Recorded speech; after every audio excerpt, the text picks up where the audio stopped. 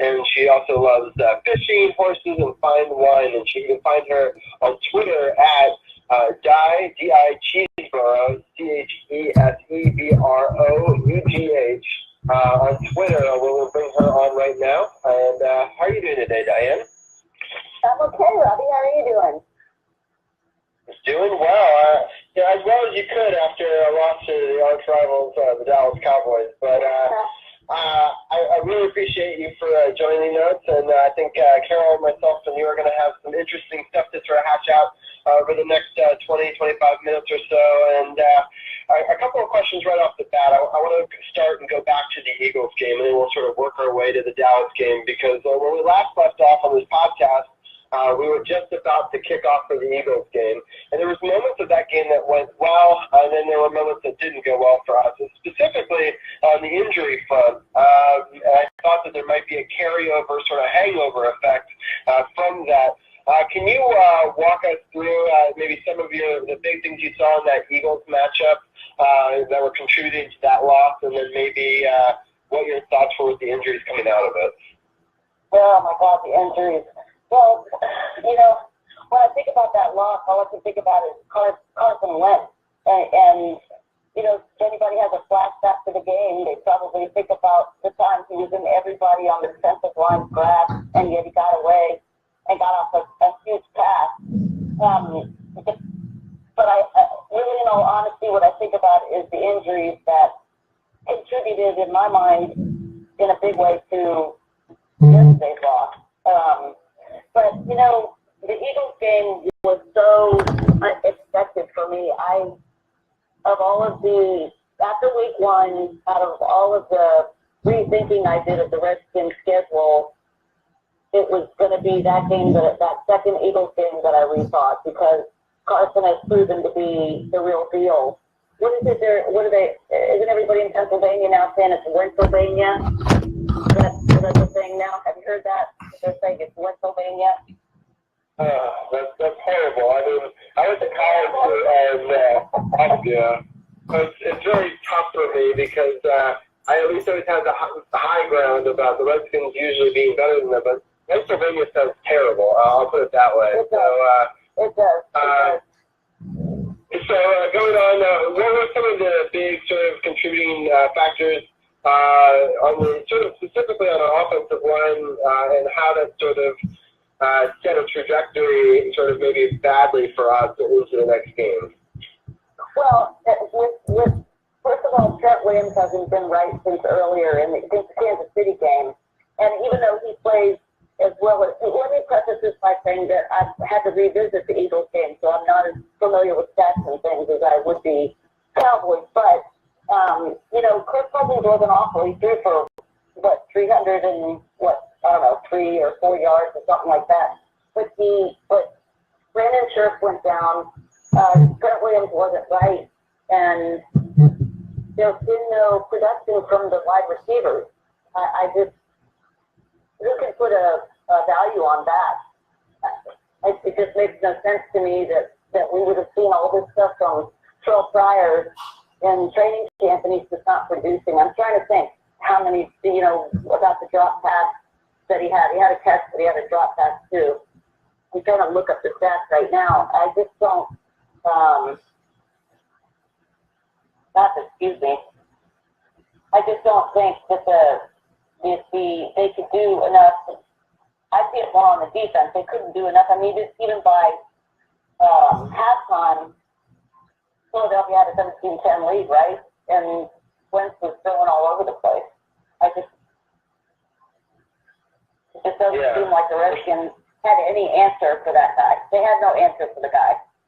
None at all. I mean, he made the right throws. He threw 3 touchdowns, but they couldn't get it done.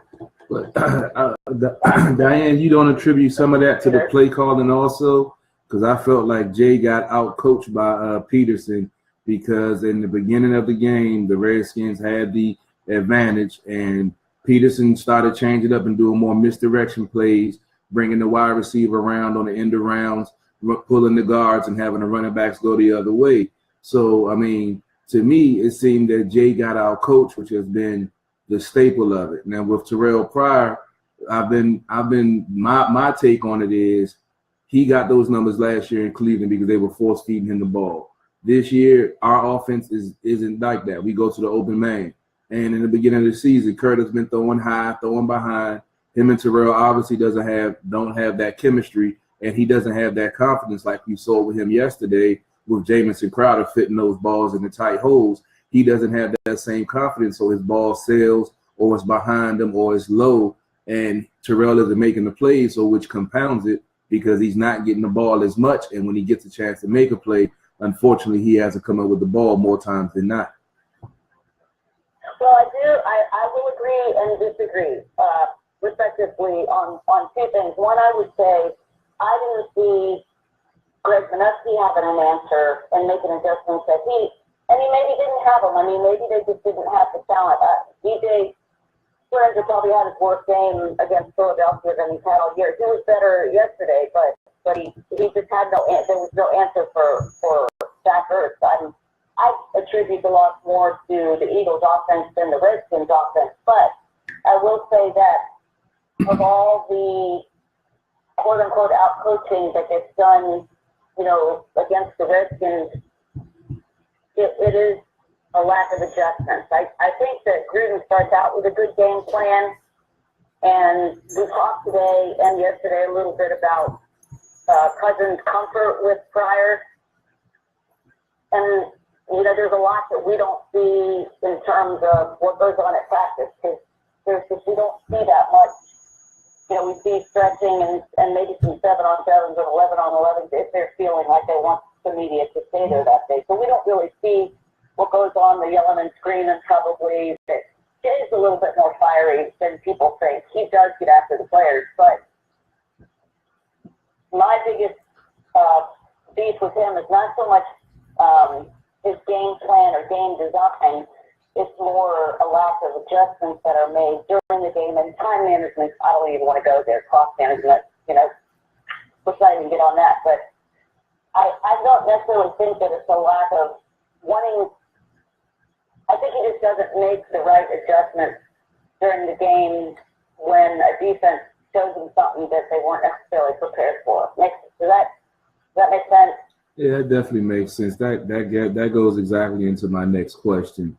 Do you think that Jay's Arena League background has him in this pass-happy mode? In the last 2 weeks, the run-pass ratio has been 40-18 and 39-15. And in games like that, when your ratio is like that, you should be down 21 points, 28 points, trying to come back. You throw. But it's like once we get down double digits, he throws away the run game, even though he hasn't really stuck with it in the first place. And then he's running in the same predictable formations that defensive coordinators are picking up on. So do you think that has anything to do with his play calling ability? His background in the Arena League, I mean, it could. I can't get into his head, but sure it could. If you read the press conference reports or whatever, practically, especially last year, every week he was saying, yeah, I should have run the ball more. Of course, that was when Simon Day was there too. But when I listen to him a lot, when I watch the film again and also listen to Kirk, I have to go back to the lack of adjustments, because I think that they see every play and they take what the defense gives them, and if they planned X, Y, and Z and they don't get that look, then the play has to be changed, or Kirk has to do his checkdowns or whatever. And I really think it's a big combination of I'm thinking maybe Rob Kelly's not all that we think he is, but the tight ends don't necessarily block well. The receivers definitely don't block well. And I sometimes think he goes away from the run because they're not having success at it. I will say I do think he should stick with it more. But that's not always, I think there's more to it than just his decision not to do it. Okay. I don't think he just decides later, Yeah, I just really like passing. I'm just going to pass some more. I think it has to do with what the defense is giving them, maybe a little bit what Kirk decides to do, even though he's not Aaron Rodgers. He doesn't have full autonomy at line, but it's getting more and more. Yeah. They should run the ball more, and I think he doesn't maybe take into account as much how getting reps warms the guy up. That I'm a huge believer in, and yes, I would definitely put that at a fault. And I would have to ask him. I mean, I would love to ask him. I think I'm going to ask him how much do you rely on your real experience? That's a good question, actually, Carol. That's one of the things I was going to ask you about. Some of these questions that they ask Jay, they don't really hold him to the fire. But I was definitely going to touch on something you just said about, the run game. Now, like I say, I'm a ex-Boys and Girls Club defensive coordinator. And if I can sit back and call Jay's plays and I know when it's going to be a tall sweep, or I know when it's going to be an off tackle, or I know when it's going to be the guards are going to pull, and he doesn't disguise his runs well, and it's like when he does it, it's like the defense knows he's going to run. So it's like, why? My question is, why, if he's so committed to the run, does he continue to use the 3 wide receiver set with Jordan Reed blocking a DN or a linebacker and expecting the running back to succeed? The 3 tight end formation is the best formation we have, but he continues to run out of that and then complains that we're not getting any yards. Yeah, I can't answer your question because it's valid. I mean, that's a good question. I don't know why he doesn't do that. It seems like he should disguise it more, and it's so interesting that you ask that, because if you talk to other analysts and ex-quarterbacks and, I don't know, Albert Breer and guys like that, they rave about his play calling abilities and his system and, how good he is. And I'm not a coach. I know less, he knows more in his pinky nails than I know about football, but that is a great question. And I can't answer it because it's one that's been asked over and over again. And, you have a valid complaint. It's a valid point. I appreciate that. I can't answer that. Yeah, I'm working on trying to get my press credentials, because I'm definitely going to ask him if I can get up in that press room. I'm going to ask him.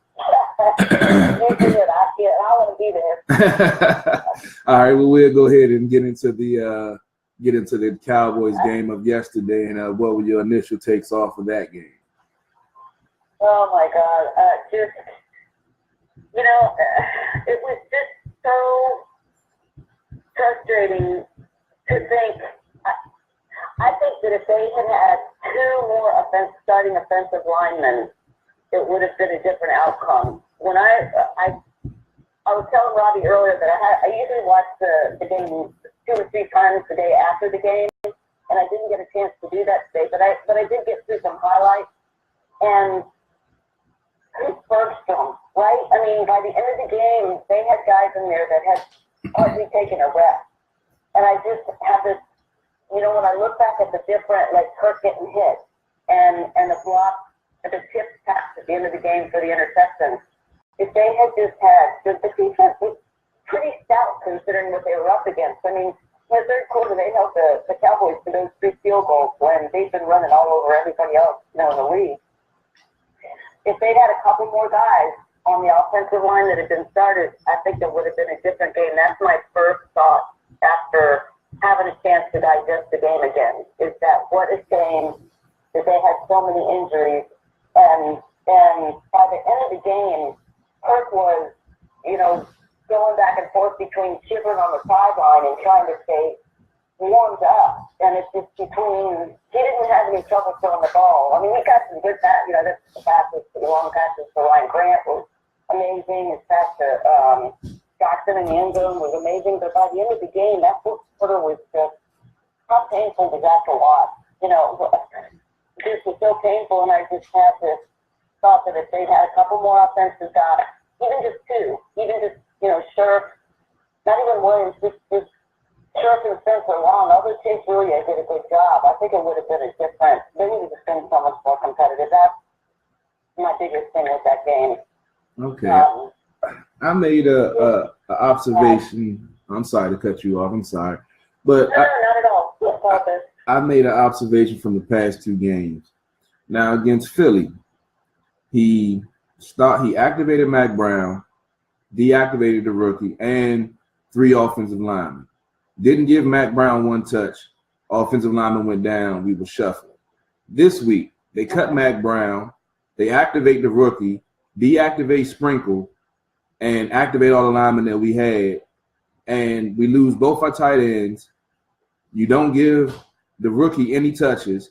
That tight end could have came in there. That's why in that second and third quarter stretch, we went on that 19-0 lull because we didn't have anybody to put in those formations to go for a total package because of his game plan. And you know you have Jordan Reed, who's not 100%. I know we need to start lineman, but if you're going to have the rookie active, at least give the man the ball. That's 2 weeks in a row that he's activated someone that didn't get 1 touch, that if they were activated someone else could have been the difference in winning and losing the game. These are the small things that go to winning and losing. Why isn't he seeing these things? It's hard to second guess somebody. It's hard to second guess them, and I would suspect that if we were to ask him that question, he would probably have a pretty logical answer. I mean, they had to go away from the run pretty early because they couldn't. There were no holes getting opened up. They weren't. I mean, Bob could do short runs, but he only broke a couple long, pretty deep. I suppose it was one long run. I'm trying to think what was long. It was 10 yards. I think it was maybe 5 or 6 yards, but I think that's 10 yards long. He had the touchdown. It might be 7 yards, but I think Gruden this week was stuck between a rock and a hard place, and he didn't know now Paul was going to get hurt, and I was been coming on pretty strong. And he figured pretty big into the game plan this week, but he got hurt pretty early. And I think that as a coach, and this is just, I haven't asked to say this, and this is just my thoughts from thinking back on the things he said and what I know about him. I think he probably felt like his biggest challenge this week was going to keep Kirk protected against that pass rush, against the Dallas pass rush. And, he had to make a decision between activating Sprinkle and not, or the other offensive lineman that he had. And I don't wonder if they'd have a little bit more success running the ball. He might not have, if Josh Kelly had a lot of touches and needed a spell, he might have put T-Line in. I don't know. I mean, so much happens during the game, and I hear the frustration in your voice. I can hear it with Jay, and you're not alone. I've been trying to have confidence in him. I've been trying. I've been trying to have confidence in him, Diane. I've been trying, but week in and week out, he constantly lets me down. It started with Andy Reid in Kansas City.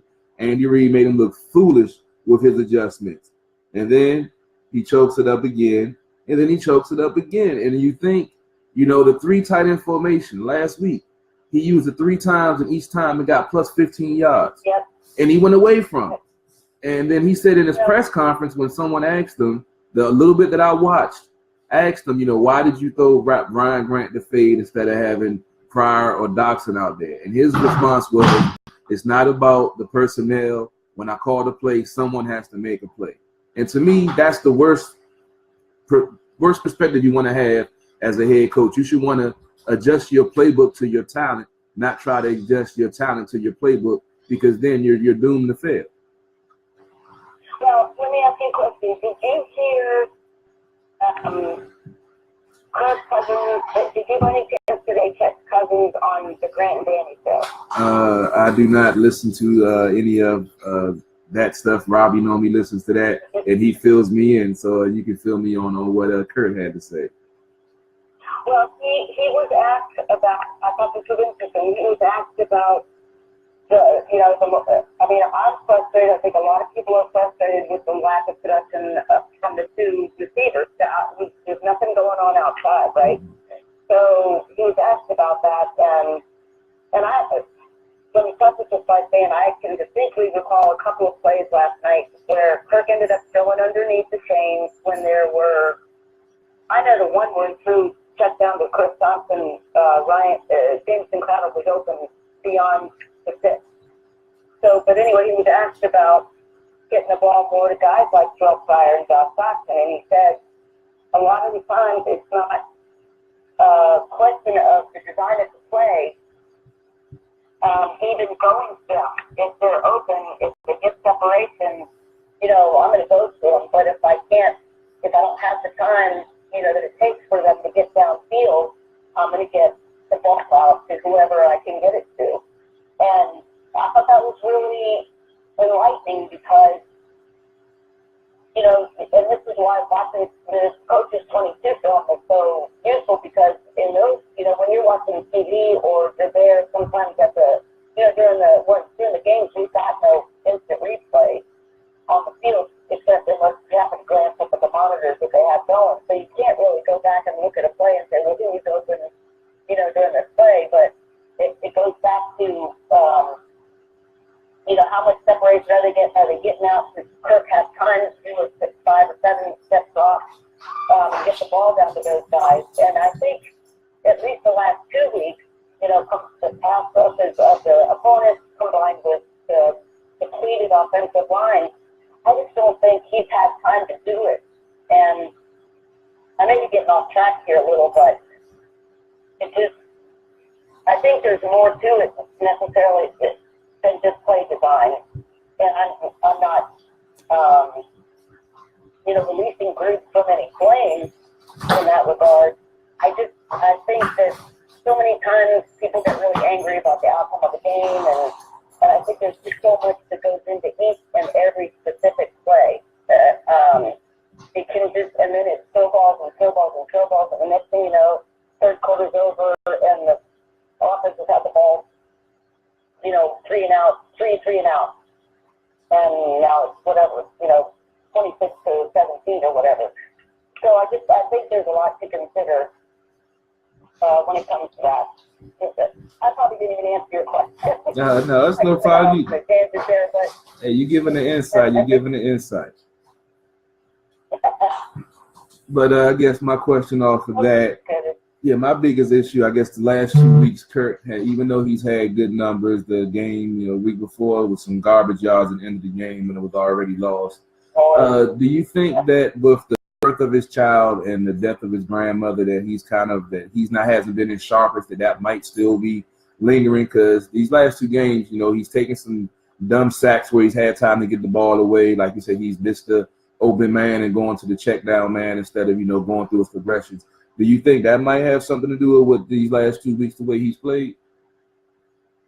I mean, he'll tell you, he's human. Yeah.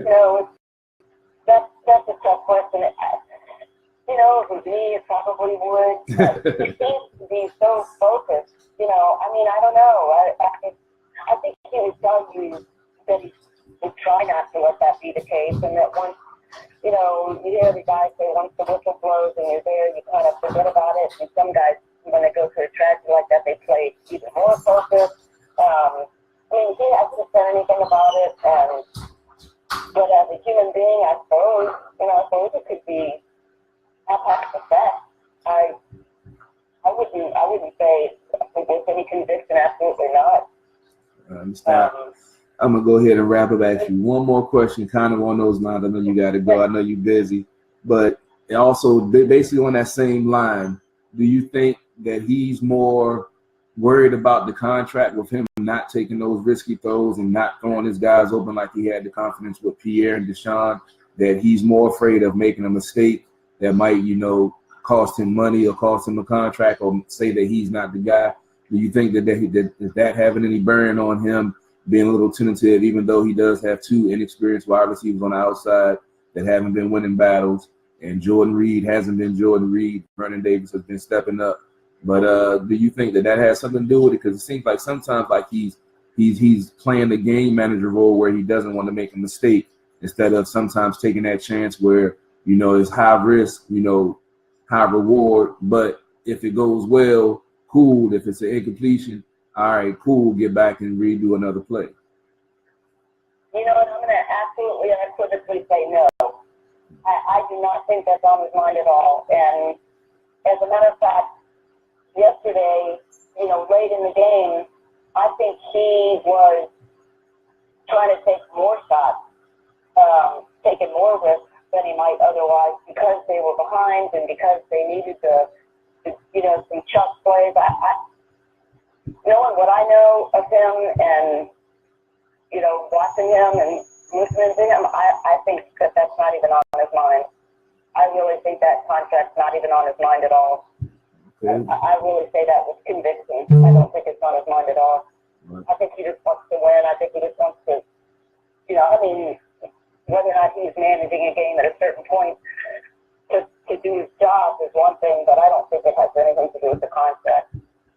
I feel really clear about that. I don't think it has anything to do with the contract. All right, that's why we asked you, because you're in there every day and you talk to him and you know him, so you have the best insight. Well, and I talk to other players too, and they talk to him, and I don't think that's on his mind. All right, well, I'm going to go ahead and pass to Robbie. I think he has something he wants to wrap up with. I know you got to get ready to go. I know he has some news he wanted to break about a possible trade. Yeah, there's a possible trade that goes down between the Patriots with Jimmy Garoppolo to the 49ers for a second-round pick. The 49ers definitely need a quarterback, so I'm interested to see if that move actually happens. It's still reported, so it just came across. But ESPN is reporting it. So, I thought that was interesting. But I just wanted to tell you that everybody on our Facebook Live loves you, Diane, and we're getting a lot of great comments. People say it's really appreciate it. Yeah, everyone really likes your insight that you give us, and we really appreciate your time. I know there's a lot of tough questions that need to be asked, and that it's a tough time to be a Redskins fan. One last question I have for you is just going forward with the Seattle game and Seattle, Washington. It's just always very tough for us to play. What do you think that we do either in the running game or differently, or somehow this would be a huge win for us if we could go there and somehow get a victory and get it back to 4-4.